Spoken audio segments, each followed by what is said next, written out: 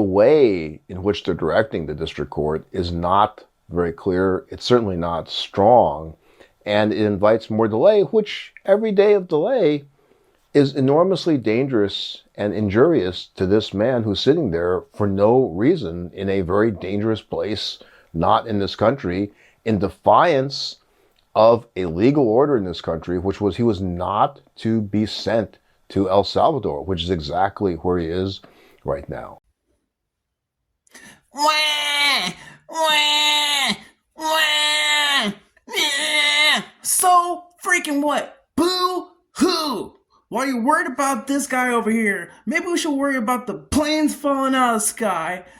China over here trying to tariff the crap out of us, and we got people in our own country over here still murdering the heck out of everyone and stabbing people at track meets. Welcome, everyone. My name is Mike, and this is the Mike Martin Podcast. Welcome. Remember, if you don't know, now you know. Gotta click, like, subscribe, and tell a friend. Anyways, welcome in today. We have a few topics. As you can see, we're kind of on one today. Some people, you're danged if you do, you're danged if you don't. First, the government's totally wrong. Then the government's right. Which one is it? You can't have it both ways. Maybe that's part of your problem. Didn't think about that one, did you? Anyways, we got a few for you, and we'll get right back with you. But remember, like I said, like, click, and subscribe, and tell me your thoughts about this, because I've got a couple interesting things. We'll see you in a minute. Has ruled against the Trump administration in the case of Kilmar Abrego Garcia after his inadvertent deportation last month on one of those flights to a notorious prison in El Salvador. The court says steps must be taken to return him to the U.S. Scott McFarlane shows us it's something the White House argues they don't have the power to do. It's been nearly a month since Kilmar Abrego Garcia was plucked from a street in Maryland by federal agents, detained, arrested, and flown with more than 200 others to El Salvador after pleas from his wife that he has no gang ties. Kilmar, if you can hear me, I'm still fighting for you. And an admission from the Department of Justice that Abrego Garcia was deported by mistake. The error that you are referring to was a clerical error. It was an administrative error. The U.S. Supreme Court has intervened, upholding a lower court order that he be sent back to the U.S. Thursday night, the original judge handling the case, Judge Paula Zinnes of Maryland, ordered the Trump administration to facilitate the return of Abrego Garcia to the U.S. as soon as possible. The order gives the Department of Justice until 9:30 a.m. Friday to detail Abrego Garcia's location and the steps the U.S. has taken to bring him back. The development comes amid scathing criticism of the Trump administration for deporting 200-plus foreign nationals without any due process. The Trump administration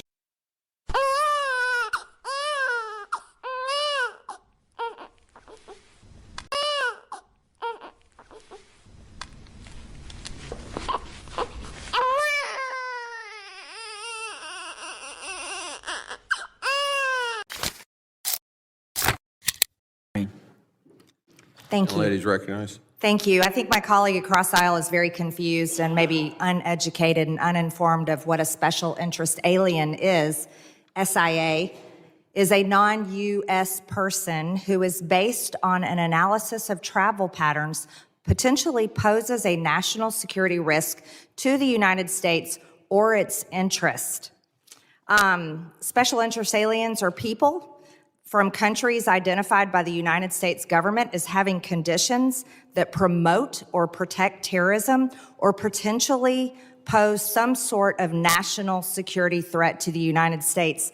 It's hard for me to fathom that anyone on this committee would be opposed to simply reporting the number of special interest aliens that Homeland, that are great men and women that served as Border Patrol agents, that any of our police, any of our ICE agents happen to detain, and it's just the number. We're just telling the American people how many.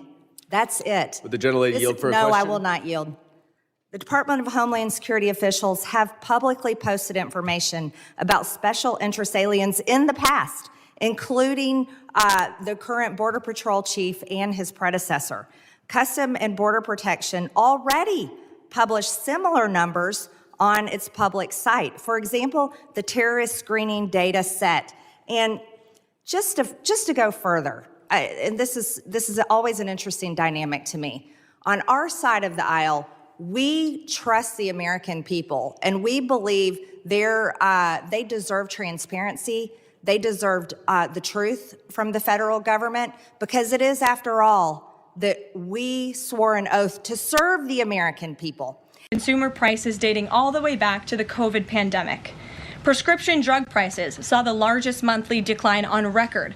Prices for airfare, used vehicles, and car insurance all decreased as well. And energy prices fell 2.4% in March, driven by plummeting gas prices around the country. Also yesterday, House Republicans answered President Trump's call to move forward the budget resolution and officially set the stage for the passage of one big, beautiful bill. That pay all of our paychecks. They pay for this building. They fund this government, even though the government has plunged them into $36 trillion in debt and opened up the borders for the past 4 years and allowed it to be flooded with illegal aliens. And then the Biden administration gave them Social Security numbers.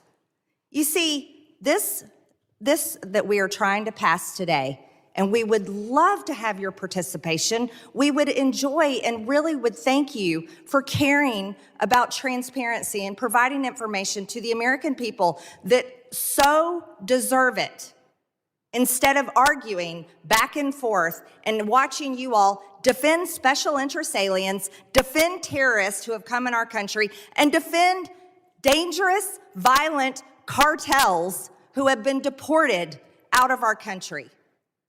I know too many people that have been murdered by cartels. I know too many people, and I know their families, and have watched them mourn because they have a family member that was killed by illegal alien crimes or murdered by an illegal alien or a cartel member. This should be a simple conversation. We are all Americans, and we serve this country, not foreign countries. And that should be a simple fact that we can all recognize, not have political disagreements about. Wow. I don't even know what to say. It's amazing how many different things continue to happen, and how many excuses we continue to make. Things are never going to change. They're never going to get better if we can't get past the hatred, the hatred we have for each other. This is ridiculous. I am sick and bloody tired of it. I really am. You guys, I don't know. Just come on. You know, they said this a long time ago, way back before a lot of y'all's time. You know, why can't we all just try to get at least civilized? Let's get civilized. How about that? Anyways, like, click, and subscribe. Tell your mom, tell your friend, tell your cousin, tell your brother, tell your uncle. And hey, tell me, was Garfield really like a cat? Or was it a dog? Because some dude told me that Garfield was a dog.